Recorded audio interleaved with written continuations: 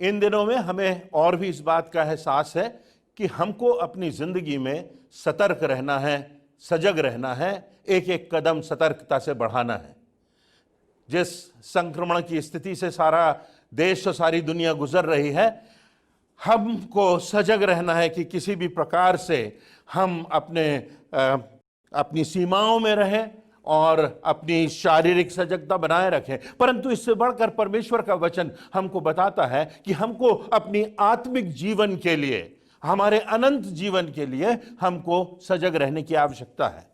प्रभु यीशु मसीह स्वयं कहते हैं, यदि हम देखें बाइबल के लूका रचित सुसमाचार के 21वें अध्याय की 36वीं आयत में प्रभु यीशु मसीह कहते हैं, जागते रहो, सजग रहो, सतर्क रहो, प्रार्थना करते रहो आने वाली घटनाओं से बचने के लिए और उसके साथ साथ न्याय के दिन के लिए, मनुष्य के पुत्र के सामने खड़े होने के तुम योग्य बने रहो, इसलिए सजग रहो।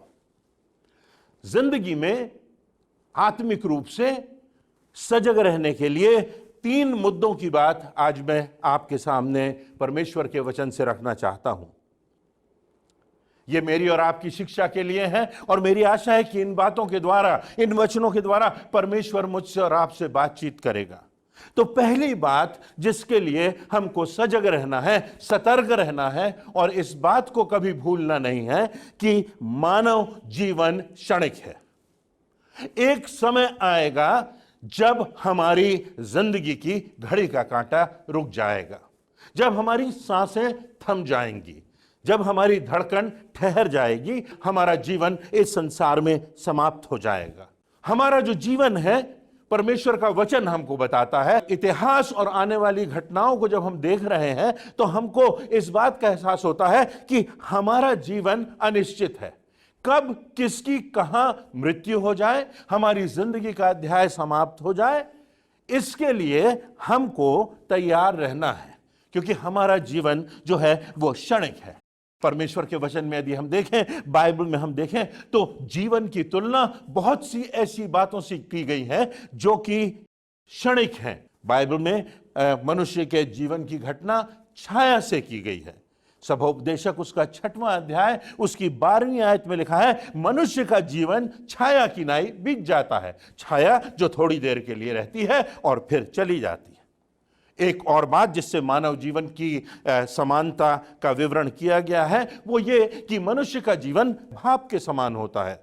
याकूब की पुस्तक उसके 14वें अध्याय की 13वीं और 14वीं आयत में लिखा है, तुम जो कहते हो कि आज या कल हम नगर में जाकर व्यापार करेंगे, वहां 1 वर्ष बिताएंगे, अरे सुन तो लो, तुम्हारा जीवन है ही क्या? तुम तो मानो भाप के समान हो जो थोड़ी देर दिखाई देती है फिर लोप हो जाती है। मानव जीवन की तुलना फूल से की गई है। अय्यूब की पुस्तक के 14वें अध्याय की 1 और 2 आयत में लिखा है, मनुष्य जो स्त्री से उत्पन्न होता है वह थोड़े दिनों का और दुख से भरा रहता है। वो फूल की नाई खिलता, फिर तोड़ा जाता और छाया की रीति पर ढल जाता और ठहरता नहीं। मानव के जीवन की तुलना घास से की गई है। 1 पत्रस उसके 1 अध्याय की 24वीं आयत में लिखा है, हर एक प्राणी घास की नाई है, उसकी सारी शोभा घास की नाई है। घास सूख जाती है, फूल बिखर जाता है। मनुष्य की जिंदगी की तुलना वायु से की गई है। अय्यूब के पुस्तक के 7वें अध्याय की 7वीं आयत में लिखा है कि याद रख, मेरा जीवन वायु जैसा ही है कि आज यहां है और कल नहीं है, अभी है थोड़े समय में नहीं। इन सब बातों से परमेश्वर हमको ये शिक्षा देता है कि हम इस बात को स्मरण रखें कि हमारी जिंदगी संक्षिप्त है, हमारी जिंदगी थोड़े समय के लिए है। जुलाई 21, 1969 संसार के इतिहास की एक अद्भुत घटना घटी जब पहली बार मानव का कदम चंद्रमा पर पड़ा। हम पाते हैं कि नील आर्मस्ट्रॉन्ग और एल्विन एल्ड्रिन चंद्रमा की सतह पर उतरे और वो एक ऐतिहासिक क्षण था। उन दिनों में बहुत से भाग में संसार के टेलीविजन तो था नहीं, परंतु रेडियो पर लोग ध्यान से सुन रहे थे कि अब क्या होगा, अब क्या होने वाला है। और तब हम पाते हैं कि नील आर्मस्ट्रॉन्ग का पहला कदम उस चंद्रमा की सतह पर पड़ता है और थोड़ी देर में एल्विन एल्ड्रिन आते हैं और दोनों साथ में वहां पर चलने का प्रयास करते हैं। और जब वो पृथ्वी की ओर देखते हैं तो एक नीले रंग का सामान्य सा गोला दिखाई देता है। और जब वो चारों तरफ मुड़ के देखते हैं तो उनको हजारों और लाखों तारे और चांद जैसी सृष्टि सी दिखाई देती है। वो आश्चर्य से भर जाते हैं। और एक बात जो बहुत बाद में पता पड़ी, एल्ड्रिन थे, वो अपनी पॉकेट में हाथ डालते हैं और उनकी पॉकेट में एक कप होता है और एक रोटी होती है। और तब दोनों, नील आर्मस्ट्रॉन्ग और एल्विन एल्ड्रिन, वहां पर उस प्रभु की देह को और प्रभु यीशु मसीह के रक्त को स्मरण करते हैं और उस परमेश्वर के सामने जिसने हमारे पापों के लिए अपने पुत्र को इस संसार में बलिदान कर दिया, उसके मारे जाने को, उसके लहू बहाने को, उसकी देह को तोड़े जाने को स्मरण करते हैं। उनका कम्युनियन, उनकी सहभागिता उस परिप्रेक्ष्य में परमेश्वर के साथ होती है। कभी सामान्य आंखों से थोड़े से तारे दिखाई देते थे जिनको शायद 200, 300, 400 तक की गिनती में गिना जा सकता था। और फिर उसके बाद टेलीस्कोप आता है, उसके बाद बहुत से स्कोप्स आते हैं और तब वहां पर गैलेक्सीज दिखाई देती हैं और इतने तारे हो जाते हैं कि उनको गिनना कठिन हो जाता है। और संभावना है कि बहुत से जो तारे हैं उनकी स्थिति पृथ्वी से भी कहीं ज्यादा वृहद है। और तब वैज्ञानिक निर्णय करते हैं 10,000 करोड़ तारों की एक गैलेक्सी, और अब तक 10,000 से अधिक गैलेक्सीज का पता चल चुका है।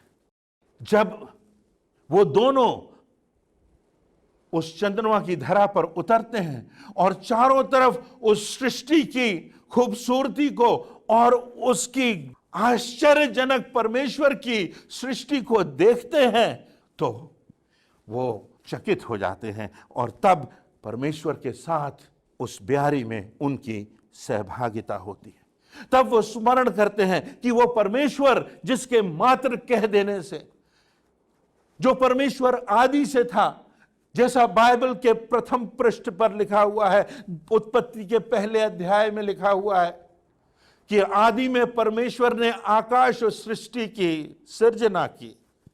वो परमेश्वर स्वयं धरा पर मनुष्य बनकर आ जाता है।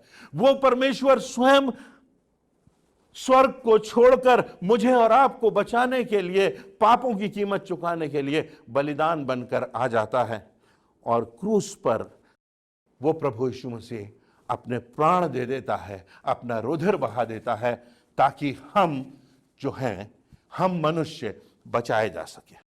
और तब हम पाते हैं कि वो उद्धारकर्ता बनकर इस संसार में आता है, मृत्यु पर विजय प्राप्त करता है, उद्धार का मार्ग सारे जगत के लिए खोल देता है। और तब हमें इस बात का एहसास होता है कि इस सृष्टिकर्ता की सृष्टि के परिप्रेक्ष्य में, इस अनंत के परिप्रेक्ष्य में, इन गैलेक्सीज को और उसके क्रिएशन के आश्चर्यजनक होने की स्थिति में मैं क्या हूं, मेरा जीवन क्या है, मैं कौन हूं, तब इस बात का एहसास होता है कि मेरा जीवन तो भाप के समान है, मेरा जीवन तो ढलती हुई छाया के समान है, मेरा जीवन तो ओस की बूंद के समान है। और वो सृष्टि करता है, वो मालिक है, वो आदि है, वो अनंत है, वो अल्फा है और वो ओमेगा है। और वो चाहता है कि हम अपनी जिंदगी जो सीमित है, जो संक्षिप्त है, आदिकाल के, अनादिकाल के परमेश्वर के हाथों में दे दें, ताकि हमारी आत्मा सुरक्षित रहे। मनुष्य के जीवन की संक्षिप्तता, इस बात का एहसास हमारी जिंदगी में बना रहना चाहिए। दूसरा हमें याद रखना है, जिस पर हमें गौर करना है, वो मनुष्य के जीवन का मूल्य, मनुष्य के जीवन का मापदंड, हमारी वैल्यूज क्या है। हम कैसे इस बात को मान लेते हैं कि कोई बात सही है, हम कैसे अंतर करते हैं उचित और अनुचित में, नैतिक और अनैतिक में। हम कैसे समझ सकते हैं कि कोई वस्तु मात्र संसार तक सीमित है, कोई वस्तु मात्र कुछ समय के लिए है, और कौन सी बात है जो अनंत की है, जो स्वर्गीय है, जो कभी समाप्त नहीं होगी। हमारी देह है जो समाप्त हो जाएगी, जो धूल में और राख में और मिट्टी में मिल जाएगी, परंतु हमारी आत्मा है जो परमेश्वर के हाथों में सुरक्षित। क्या है जो टल जाने वाला है और क्या है जो अटल है, इस बात का एहसास हमारी आत्मा में बना रहना चाहिए कि परमेश्वर का वचन है, परमेश्वर का वचन है जिसमें परमेश्वर के मूल्य हैं, उसके मापदंड हैं, जो तराजू है, जो हमारी जिंदगियों का आधार है। यदि हम देखें तो इब्रानियों की पुस्तक उसके 4 अध्याय की 12वीं आयत में लिखा है, क्योंकि परमेश्वर का वचन जीवित और प्रबल और हर एक दोधारी तलवार से भी बहुत अधिक चोखा है, और जीव और आत्मा और गांठ गांठ और गूदे गूदे को अलग करके वार पार छेदता है और मन की भावनाओं और विचारों को जांचता है। ये जांचने वाला वचन है, ये मापदंड है, ये एक ऐसी पुस्तक है कि जब हम इसको पढ़ते हैं तो ये हमको पढ़ती है, ये बताती है कि हम कहां हैं, हम क्या हैं, हम परमेश्वर की दृष्टि में क्या हैं। अपनी दृष्टि में तो हम बहुत बड़े हो सकते हैं, अपनी दृष्टि में तो हमारा बड़ा मूल्य हो सकता है, परंतु परमेश्वर की दृष्टि में, उस अनंत के परिप्रेक्ष्य में, उस प्रभु यीशु मसीह के बलिदान के परिप्रेक्ष्य में, उस क्रूस की छाया में हमारी जिंदगी क्या है। और तब हमें इस बात का एहसास होता है उस वचन के आधार पर कि प्रभु यीशु मसीह स्वर्ग को छोड़कर इस धरा पर आया, इसलिए नहीं कि हमारी जिंदगी बेहतर हो सके, इसलिए नहीं कि हम नेक इंसान बन सके, मात्र इसलिए नहीं कि हम अच्छे हो सके, परंतु प्रभु यीशु मसीह इस संसार में आया कि हमारी आत्मा बच सके, हमारी आत्मा को बचाने के लिए आया, कि जब हम इस संसार से विदा हों तो हमारी आत्मा परमेश्वर के अनंत धाम में पहुंच सके। और उसने इसीलिए हमारे पापों की कीमत चुका दी, और अब जो कोई इस प्रभु यीशु मसीह पर विश्वास करे वो नाश ना हो परंतु अनंत जीवन पाए। दूसरे विश्व युद्ध की एक घटना है कि रात में एक नौका जिसमें 36 जवान सवार थे, वो तूफान में भटक गई, और समुद्री तूफान में फंसने के बाद वो अपने मार्ग से विमुख हो गई। अंधेरा भी था, तूफान भी था, और नाविकों को पता नहीं था कि कहां जाना है, क्या हाल होगा।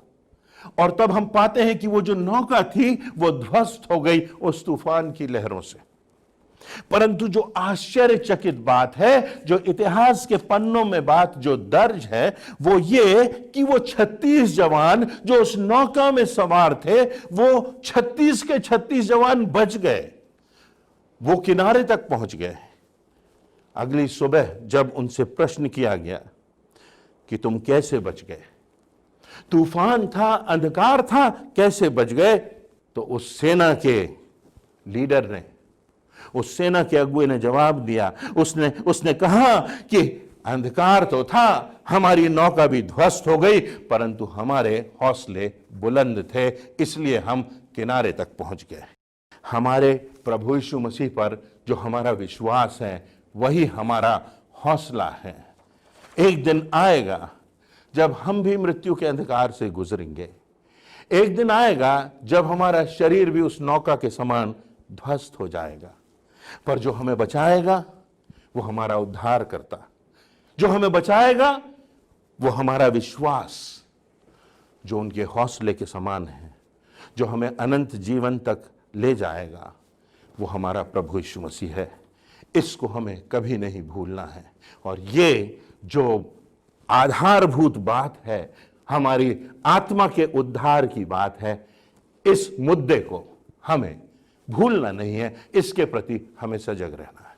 तीसरी और अंतिम बात, पहली बात मैंने आपसे कही, जीवन की संक्षिप्तता की बात हमें नहीं भूलना है। दूसरी बात, मैंने जीवन के जो वैल्यूज हैं, हमारे जो मापदंड है, जिंदगी का जो तराजू है, उसको हमें नहीं भूलना है।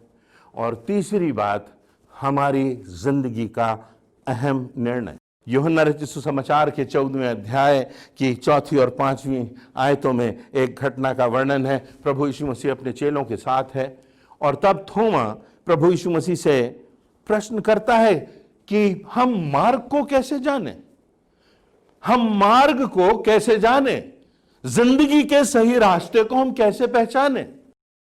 और तब प्रभु यीशु मसीह थोमा की तरफ देखता है और एक बहुत आधारभूत जवाब देता है जो सारी बाइबल का केंद्रीय सत्य है। प्रभु यीशु मसीह उससे कहता है कि मार्ग और सत्य और जीवन मैं ही हूं, बिना मेरे द्वारा कोई पिता के पास नहीं पहुंच सकता। यूहन्ना रचित सुसमाचार उसके 5वें अध्याय की 24वीं आयत हमको बताती है कि जो प्रभु यीशु मसीह पर विश्वास करता और उसका अनुगमन करता है, उस पर दंड की आज्ञा नहीं, उस पर पापों का अभिशाप नहीं, पर वह मृत्यु से पार होकर अनंत जीवन में प्रवेश कर चुका है। वो तो अभी से ही मृत्यु से पार हो गया, मृत्यु की दशा से अब वो अनंत जीवन में प्रवेश कर चुका है। यह बड़ी आश्चर्य की बात है, परंतु परमेश्वर का वचन हमको बताता है, हमको परमेश्वर का वचन बताता है कि इस संसार में 2 मार्ग हैं, एक सकरा मार्ग है, एक चौड़ा मार्ग है। चौड़ा मार्ग है सांसारिकता का मार्ग है, समझौते का मार्ग है, अपने घमंड का, यश का, नाम का, कीर्ति का मार्ग है। परंतु सकरा मार्ग है जो परमेश्वर का रास्ता है। सकरा मार्ग है जहां व्यक्ति अपनी आत्मा के प्रति सजग है। और इसीलिए मत्ती रचित सुसमाचार के 7वें अध्याय की 13वीं और 14वीं आयत में इस बात का वर्णन किया गया है कि चौड़ा मार्ग है संसार का, आसान रास्ता है, समझौतों का रास्ता है, सांसारिकता का रास्ता है, परंतु यह रास्ता, इसकी जो मंजिल है वो विनाश है। पर सकरा है वो मार्ग और सकेत है वो फाटक जो अनंत जीवन की ओर जाता है। और बहुत थोड़े हैं जो उसे पाते हैं, बहुत थोड़े हैं जो उसे समझते हैं। यह बात बहुत स्पष्टता से परमेश्वर के वचन में लिखी है, परंतु हमारे साथ जो समस्या है वो ये है कि अक्सर हमारा प्रयास होता है कि हम दोनों नावों में पैर रख करके चलें। संभव नहीं कि हम दोनों रास्तों पर एक साथ चलें। कई बार हमको अपनी बात, हमारी सुविधा की बात, हमारे लाभ की बात हमको उचित दिखती है और इसीलिए नीति वचन पुस्तक के 14वें अध्याय की 12वीं आयत में लिखा है, ऐसा मार्ग है जो मनुष्य को ठीक देख पड़ता है पर उसके अंत में मृत्यु ही मिलती है। हमारी दृष्टि में तो वो मार्ग हमको सही लगता है, हमारे तराजू से, हमारे मापदंड से, हमारी समझ से, हमारे लाभ से वो मार्ग हमको ठीक दिखाई पड़ता है, परंतु उसके अंत में विनाश है, उसके अंत में मृत्यु है। और जब प्रभु यीशु मसीह संसार में आए और प्रभु यीशु मसीह ने वो आश्चर्य कर्म किए, वो मृतकों को जीवन दिया, वो आंधी और तूफान को डांटा और वो थम गए। सृष्टि उसकी आज्ञा मानती थी, मृतक उसकी आज्ञा मानते थे। और तब ये सब जब होता है तो प्रभु यीशु मसीह लूका रचित सुसमाचार उसके 12वें अध्याय की 57वीं आयत में एक बहुत केंद्रीय बात कहते हैं। वो कहते हैं, और तुम आप ही निर्णय क्यों नहीं कर लेते कि उचित क्या है? तुम जानते हो, तुमने देखा है, तुमने सुना है, तुम्हें मालूम है, तुमने मुझ में उस परमेश्वरत्व को देखा है और तुम जानते हो, तुमको परमेश्वर ने समझ दी है, स्वतंत्र इच्छा दी है, तुम जानते हो कि क्या उचित है, तो स्वयं ही निर्णय क्यों नहीं कर लेते? एक घटना का वर्णन करके मैं अपनी इस बात को समाप्त करूंगा। इन 3 मुद्दों की बात जो मैंने आज आपसे कही, हमारे जीवन की संक्षिप्तता, हमारे जीवन का पूर्ण विराम जो आने वाला है, हमारे जीवन का मापदंड और हमारे जीवन का अहम निर्णय। इंग्लैंड की एक टोली माउंट एवरेस्ट तक पहुंचने के इरादे से अपनी यात्रा प्रारंभ करती है और बहुत से लोग यात्रा करते हैं। कुछ पहले पड़ाव तक पहुंचते हैं, कुछ दूसरे पड़ाव तक पहुंचते हैं। जितनी ऊंचाइयों तक जाएं, रास्ता उतना ही कठिन होता जाता है, आगे बढ़ना उतना ही कठिन होता जाता है। और तब हम पाते हैं कि ये जो इंग्लैंड से आई हुई टोली थी, तीसरे पड़ाव में जब पहुंचती है तो बर्फीला तूफान आता है और वो वहां पर टेंट लगा के रुकते हैं, परंतु परिस्थितियां ऐसी होती हैं कि उस टुकड़ी के 4 सदस्यों की मृत्यु हो जाती है। वो टुकड़ी बिना माउंट एवरेस्ट तक पहुंचे हुए आधे रास्ते से 4 शवों को वापस लेकर के इंग्लैंड पहुंचती है। लंदन के रॉयल एल्बर्ट हॉल में फ्यूनरल की विधि चल रही होती है। उन चारों लोगों के अंतिम संस्कार की विधि चल रही होती है।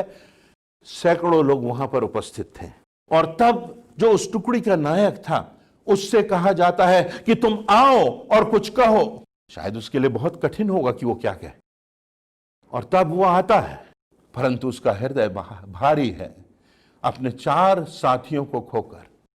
4 शव वहां पर रखे हुए हैं, 4 कफन बॉक्स में उसके साथी पड़े हुए हैं, और तब वो अपना चेहरा माउंट एवरेस्ट की दिशा में करता है और कहता है, माउंट एवरेस्ट, एक दिन हम तुम पर विजय प्राप्त करेंगे, एक दिन अपनी विजय पताका हम तुम पर लहराएंगे, क्योंकि कुछ ऐसी बात है जो हम में है, तुम में नहीं है।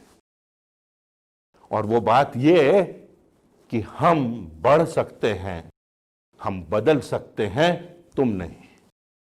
परमेश्वर ने हमको क्षमता दी है कि हम बदल सकें, कि हम बढ़ सकें, कि हम और ऊंचाइयों पर उठ सकें, कि हम सही रास्ते की ओर चल सकें और सही निर्णय ले सकें। परमेश्वर ने यह हमको क्षमता दी है कि उस प्रभु यीशु मसीह पर विश्वास करने के द्वारा हम एक दृढ़ता के साथ मृत्यु का, अवरोधों का, विषमताओं का, संक्रामक बीमारियों का सामना कर सकें, क्योंकि जानते हैं कि मृत्यु से तो हम पार हो चुके हैं और अनंत जीवन में हमने प्रवेश कर लिया है। हमारा निर्णय हमको बढ़ने के लिए अवसर देता है। हमारा निर्णय हमको अवसर देता है कि हम बढ़ें, कि हम और ऊंचाइयों तक पहुंचें, कि हम अपने आत्मिक जीवन में और परिपक्व हों, कि हम सही और गलत और नैतिक और अनैतिक में अंतर कर सकें, कि हम उस चौड़े मार्ग और सकरे मार्ग में अंतर कर सकें और आज भी सही दिशा में अपने कदमों को बढ़ाने का निर्णय कर सकें, जो हमको अनंत जीवन की ओर ले जाएगा। तो हमारी जिंदगी की संक्षिप्तता का एहसास, हमारे जीवन के मूलभूत मापदंडों का एहसास और हमारी जिंदगी के अहम निर्णय करने की क्षमता का एहसास हमारी जिंदगी को बदल सकता है। हमेशा के लिए आज अवसर है कि अनंत के लिए हमारी जिंदगी की दिशा बदल जाए और उस सृष्टिकर्ता के हाथ में हम अपनी जिंदगी को दे सकें, जहां हम जानते हैं कि हमारा शरीर तो नाश होगा पर हमारी आत्मा अनंत में प्रवेश कर सकेगी, परमेश्वर के धाम में प्रवेश कर सकेगी और हम उस अनंत जीवन को प्राप्त कर सकेंगे जो प्रभु यीशु मसीह के द्वारा हम सब के लिए संभव है। परमेश्वर इन वचनों से हम सबों को आशीष देवे।